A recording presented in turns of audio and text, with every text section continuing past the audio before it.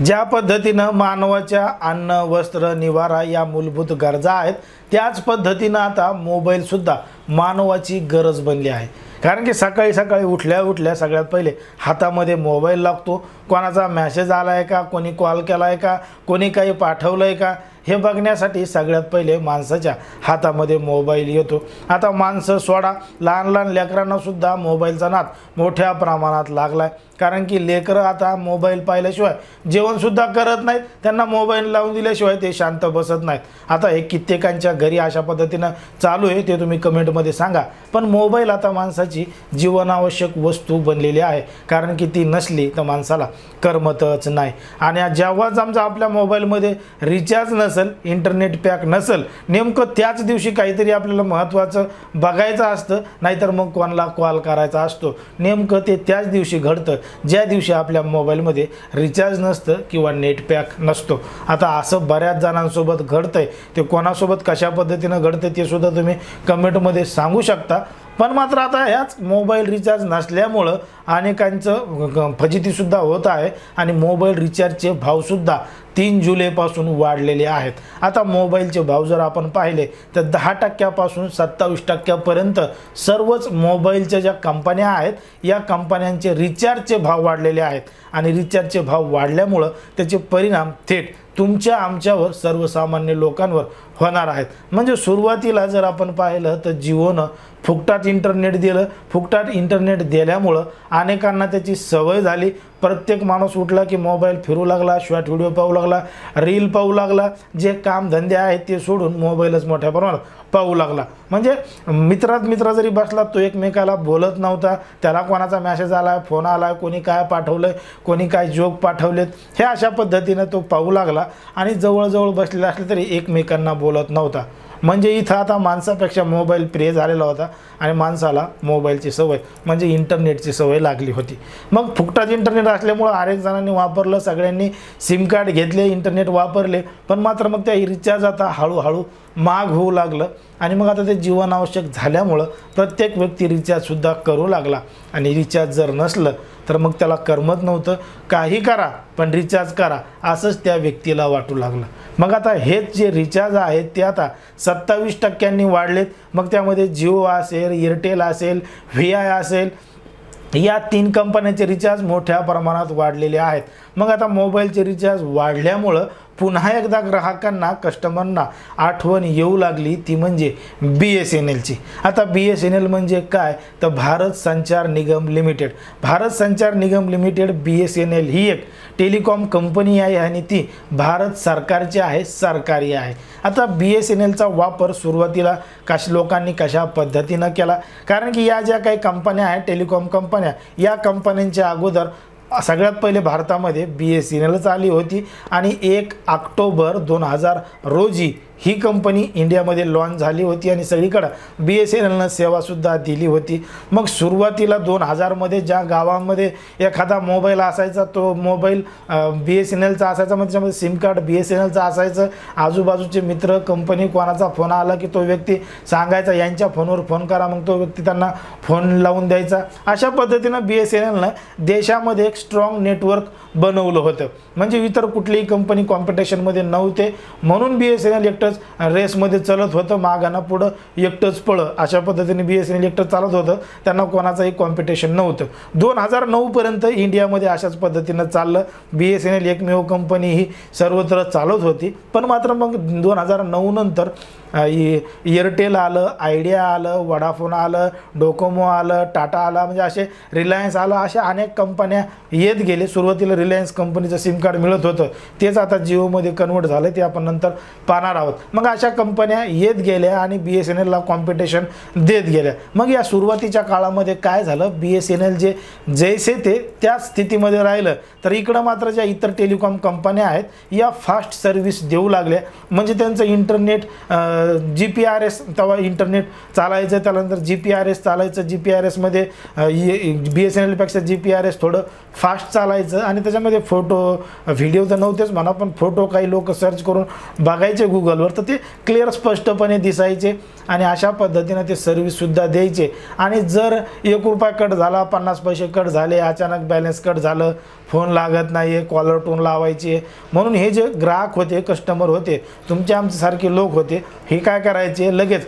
Customer केअरला phone लावायचे. म्हणजे जे जुने लोक आहेत त्यांना अगदी चांगल्या पद्धतीनं माहिती आहे की काही झालं की कस्टमर केअरला फोन लावायचा आणि त्यांना विचारायचं माझं बॅलन्स काहून कट झालं, माझं रिचार्ज कसं काय संपलं, माझे जास्त पैसे कसं काय कट झाले, माझ्या अचानक मॅसेज कसं काय चाललेत, असे विविध अडचणी तेव्हा यायच्या. मग याच अडचणी सॉल्व्ह करण्यासाठी तो जो ग्राहक आहे, कस्टमर आहे, तो कस्टमर केअरला फोन लावायचा आणि त्याच्या समस्या सांगायचा. मग या ज्या इतर कंपन्या आहेत, या कंपन्या लगेच फोन उचलायच्या आणि कस्टमरसोबत बोलायच्या. तर BSNLचे जे कस्टमर होते, हे कस्टमर लवकर फोन उचलत नव्हते, वेटिंगवर राहत होते आणि त्यांची जी सुविधा आहे रेंजची, ती सुद्धा प्रॉब्लेमॅटिकच होती. कुठं कुठं रेंजसुद्धा येत नव्हती, फोनसुद्धा लागत नव्हते. मग 2009 गेलं, 10 गेलं, 11 गेलं, 12 गेलं आणि 2014 आलं. मग 2014ला बऱ्याच सुविधा झाल्या आणि बऱ्याच सुविधा झाल्यानंतर अनेक कंपन्यांनी या ठिकाणी मोबाईलसुद्धा लॉन्च केले. देश प्रगतीच्या दिशेनं वाटचाल करू लागला. सगळ्याकडे स्मार्टफोन येत गेले, मोठमोठे अँड्रॉइड फोन आले. सुरुवातीला चायनाचे मोबाईल आले, ते चायनाचे मोबाईलसुद्धा बऱ्याच जणांनी वापर करायला सुरुवात केली. हळूहळू सगळ्या लोकांकडं मोठ्या प्रमाणात मोबाईलची संख्या वाढत होती आणि त्याच माध्यमातून इंटरनेट वापरण्याची संख्यासुद्धा वाढत होती. आता लॉकडाऊनपर्यंत म्हणजे 2019पर्यंत सगळं काही सुरळीत होतं, पण मात्र जसं लॉकडाऊन लागलं तसं सगळ्यात जास्त इंटरनेटचा वापर वाढला आणि त्याच काळामध्ये जिओनं त्यांचा प्लॅन लॉन्च केला. आता जिओनं प्लॅन लॉन्च केल्यामुळं सगळे लोक रिकामे होते, सगळ्यांना ते व्हिडिओ बघायला आवडायचं. कोणी काय कॉमेडी, व्हॉट्सअप, फेसबुक, इंस्टाग्राम या सगळ्या सोशल मीडियाचा वापर करायला सुद्धा आवडू लागलं आणि लोक या जाळ्यामध्ये अडकत गेले. म्हणजे ते व्यसन लागत गेलं व्हिडिओ पाहण्याचं, मॅसेज पाहण्याचं. मग या सगळ्या गोष्टीचा परिणाम त्या रिचार्जवर झाला आणि अखेर आता 3 जुलै 2024 रोजी या संपूर्ण कंपन्यांनी त्यांचे रिचार्ज महाग केले आहेत, त्यांचं बिल वाढवलं आहे. मग यामध्ये फक्त जिओनंच त्यांचं बिल वाढवलं आहे का, तर नाही. जिओनं फक्त एक तर त्यांचं रिचार्ज वाढवलेलं नाही, यामध्ये एअरटेलनं सुद्धा वाढवलं आहे, VIनं सुद्धा वाढवलं आहे, म्हणजे वोडाफोन आयडियानं सुद्धा वाढवलं आहे. या 3-4 कंपन्यांसुद्धा त्यांचे रिचार्जचे भाव मोठ्या प्रमाणात वाढवलेले आहेत. मग आता रिचार्जचे भाव नेमके त्यांनी का वाढवलेत हा प्रश्न तुम्हाला पडला असेल. तुम्ही म्हणता जे सांगायचं ते सांगितलंच नाही, दुसरंच काही बी सांगत बसलात. तर मोबाईलचे रिचार्जचे भाव यामुळं वाढलेत कारण की देशामध्ये 5G सेवा लॉन्च होणार आहे.